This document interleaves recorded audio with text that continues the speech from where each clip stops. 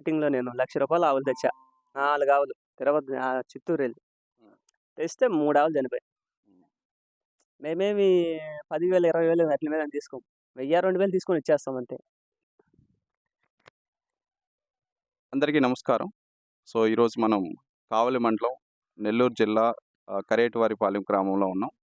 So, ఇక్కడ ఒక రైతు పశువులు మెయింటైన్ చేస్తున్నారు. సో, అలాగే ఆవులు తీసుకొచ్చి ఆవుల్ని మెయింటైన్ చేస్తూ, అలాగే కావాల్సినటువంటి రైతులకి ఆవుల్ని ఇస్తూ ఉంటారు. సో, రైతు పేరు మహేష్ గారు. సో, మనం కంప్లీట్ డీటెయిల్స్ ఆవుల్ని ఎలా కొనుగోలు చేస్తారు? సో, ఏ విధంగా రేట్లున్నాయి? సో, అలాగే ఎంత మిల్క్ కెపాసిటీ ఉండే ఆవులు ఎంత రేటున్నాయి?